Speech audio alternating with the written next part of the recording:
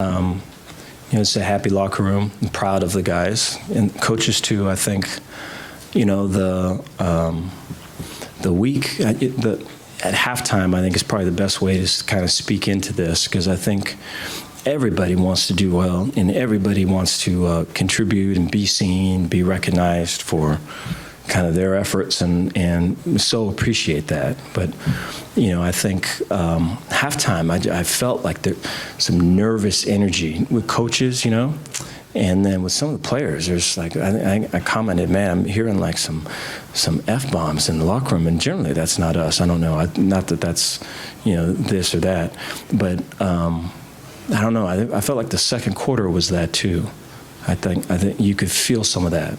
And just the nervousness and just all of it, and guys, you're in a battle, and we're trying to get it right, and it ain't going right, and all that, and so some of the talks at halftime was that. So I go there and say, hey, dude, we need to drop all. I think so much of it, what we're fighting is maybe just expectations. Hey, it's supposed to be like this, or it used to be like that. And, I have to do a better job of kind of being out in front of that. I think, I think it's imaginary stuff. I think sometimes coaches, we're supposed to be this, we're supposed to be that. I was just talking to a fellow earlier where it's like, there's a freshman right there, and we should be, all fired up that, he knows the call, and that no one had to tell him what to do this time. And so I just think, from kind of where we think and kind of where it's at, I think it's all good. But I think what we want to be able to do is not get in the way of kind of that journey to be what we can become. And so with just whatever it is, ego, or just, some personal, personal expectation, that ain't really what it is. And so we're working as best we can to see people and meet them where they're at and not get in the way of it. And so I think there's a lot of that in this game. And so, some gritty, ugly stuff that I think you have to go through for it to get to the beautiful, clean, polished, shiny stuff. And I think, in the process of doing that, again, how we handle it as coaches is so important. To do it as a teacher and as a, as kind of like a guide, really, would be great to do. And give guys the ability and courage to still show up, right, even amongst failure and amongst, disappointment. And so we'll see, I think with the game, I'm thankful for the four quarters. I thought there was energy all throughout. I thought, there was some good edge by the offense, and some violence from the start of the play to the end of the whistle, and those are things that maybe hadn't been there the previous two games. So thankful for that. And then I think, execution-wise, we were able to execute after mistakes, and I think that's a big. Those are all the things that are kind of unseen a lot of times, or unappreciated, that are just kind of part of it, but it just takes so much to go through it, because, if you're the dude, man, you're humiliated and you're embarrassed and just all this other stuff, and you kind of have to, the trust level's got to be high for someone to kind of show up after a mistake and still give it their all. And so I thought we were better on that front. But any questions you guys got? Yeah, Dave, breakthrough performance by Richard Reese. Have you been seeing that kind of potential from him? Yes, yeah. So since fall camp, he's been given that. I think, the wide zone is such that O-line wise, you're running off the ball, and running back wise, you're on a track. And so that track to that where that tight end will be or is and all that, you're on that track, and then you've got a one read, and as you're on that track, at a certain point you got to make a cut and go. And it's like when you do, and you have to be real confident and forceful kind of with that cut. And there is an element of kind of you're running into this, because you wish it to be clear, and sometimes it's not clear, and it looks like this, and you have to kind of put your shoulders down and go through it. And so, it takes a little bit of moxie and all of it to do that, and he does that really well, and was able to kind of pop a few big ones too, which helps with confidence and everything. And so excited for him and his, he's always one where after the run he gets the ball, gives it to the official, and runs back and all of it, and so you love to see just the purity and all of it, and excited to see what can become with him. Dave, the expectations for your offensive and defensive lines were so high coming into the season. Through 3 games, what have you seen from each unit? I think the defensive lines, there's been, we're battling through some, we're missing some guys, and so we missed another guy today, and so I think there has been, today was probably the most we struggled with the run, but there were some throw downs that they ran it, and so there's a good job by them of Texas State of having numbers and going against the numbers and stuff. Took us a little bit to make adjustments to all of it, which we eventually did. But I feel really good about defensive front and their ability to run, stop, and then I thought today was better pass rush-wise too. And so I think that was a huge emphasis for them. And so I think, Apu is a great example. I think Apu, we've had 3 games. Apu's been a captain twice. And, Apu from where, I think his story, and I'm hesitant to speak on it because it's not through yet, but I think, just his maturity, I would call it a growing maturity, and his leadership is just way appreciated. And I think, last week at BYU, I think we were talking maybe this before, is, in the huddles, he would be, saying all the things that I would say. And when you kind of say weird stuff, you recognize your words with somebody else. And so I'm seeing it in Apu, and it's like, dude, come on, man.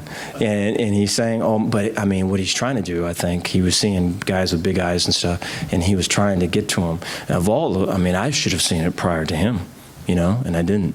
And so that's just the care factor and just the giving of himself, way cool to see. And so I think that growth and what they've been doing, I think is good. I think offensive line-wise, there's been a lack of edge. I think so edge would be, the violence and the force that you unload on people, and all between, the start of the play and the echo of that whistle. And I think that I take a lot of responsibility for that. I have not talked that as much as I should. I think the previous year, so last year I talked about it probably a lot, because I think those guys thought edge was after the play, talking this and pushing that and everything. And so to really kind of clean that up last year was a whole thing.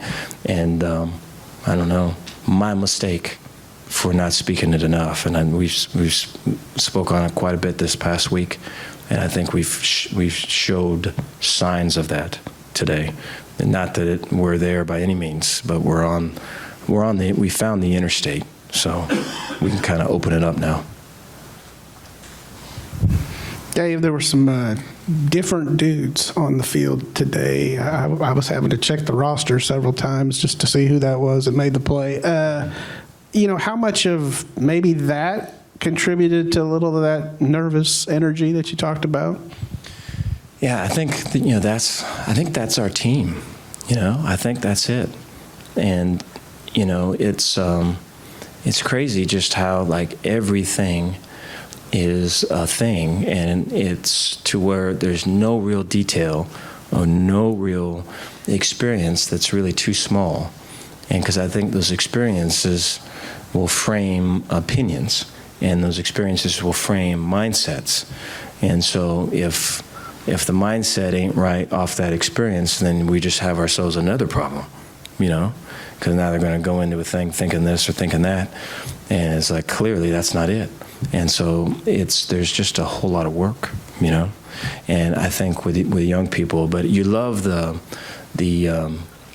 energy, and you love the optimism, and you love the want to. And so I think, that, but, I think the challenge for coaches is to really have compassion for themselves, the coaches, right? And it's just like, hey, we've got young dudes, right? They're going to give everything they got.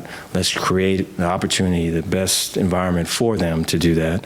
But if it ain't, right, it's going to be all right. We can fix it. I think all the tightness with the coaches, for sure, makes its way to the freshmen, and there's a bigger impact on them than maybe a senior. And so, it's been quite a bit. But I think we'll continue to have young guys play, and they did great today.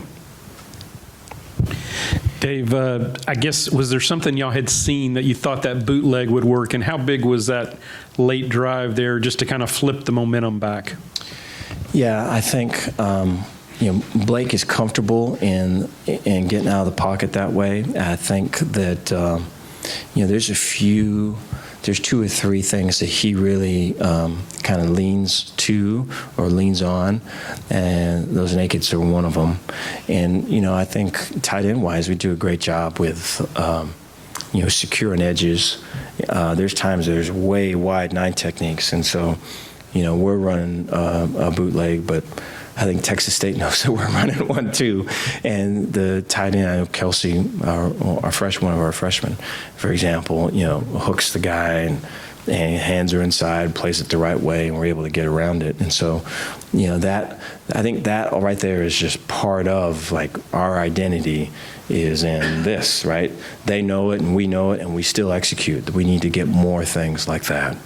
And it's usually ugly before it turns pretty, and so we're in that process. But I think bootlegs will continue to be a thing. I think to be able to get Blake out of the pocket as well, some of that interior pressure that I think we felt last week, bootlegs are a good antidote to that. And that drive at the end of the second quarter, how big was that? It was big. I think we've talked a lot about complementary football, and so playing as a team, and I think it's one of those things you spend so much time in the off season really working to get to know people and have people open up and make themselves available, and coaches look at old old mannerisms or old prejudice and just all of that. So you go through all of it, and then, but I think the whole thing with all of that is so that you can play together as a team. And then, when you come off the field or when you're done with Baylor football, that you can see how that applies for your life. And it's just, we have not really played complementary football until today. And so, if one side doesn't do well, right, special teams bails them out. The other side steps up and maybe gets a 3 and out, and now or a takeaway, and then the energy that's created from that, there's a momentum. Now the offense come back and ride that momentum, right? And then you kind of get it. You turn it from going one way to the other way. And I think there was multiple times it happened in this game. Last year was one of the things that became an automatic for us, and we're working hard to get on the right side of that for this year. Shaq in the back and Kurt's right. That's Dave. On the flip side of that, for the second straight week, you guys give up a touchdown there right before halftime. Is there something that you've noticed from the defense in those final possessions before the half or before the end of the game that kind of stood out to you? Yeah, I think, pressure. I think anxiety. I think those would be the things. I think that, I think some of it is going through it. I think the other piece is kind of us as coaches is how we respond to it, because we're either kind of, putting water on the fire or putting gas on the fire. And then I think the other piece with that is just creating more of those situations in practice, and so that they feel that pressure and are able to play green. I think playing green, playing fast, playing authentically, putting themselves out there and not holding back. I think for the majority of this game, I felt the defense did that with some of the big stops they had.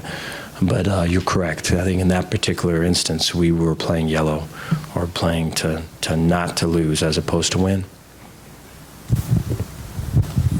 Dave, it looked like you guys were without several players today. Tay was one of them, Monterey, but Ben Sims, Cole Maxwell. Do you have an update on any of the guys who didn't play today? We're hopeful for, Tay, Monterey, and Ben, that we'll have them this past next week. We're hoping to try to get them for this one, and we did not. So there's head injuries, and we're hoping that all that's resolved, kind of coming back. Cole, I think, is going to be a little bit longer. I'm not sure exactly how long. Hopeful it's not extended. And we had a couple other guys today too. I think, the ability for young guys to come in and really not miss a beat. We played a bunch of guys on defense, and it was way good to see. And then I think for Kyron to come in at quarterback and be able to get some drives and run some nakeds as well, and kind of take control of it was really good. And so I think for right now, a lot of that we're looking at that as a plus. I think there is some good cohesion in terms of an identity and what we're looking for, or at least, like I say, we're on the interstate for a lot of it. But we'll still be working through some of these injuries, I think, in the future. Thank you all. Thank you, guys.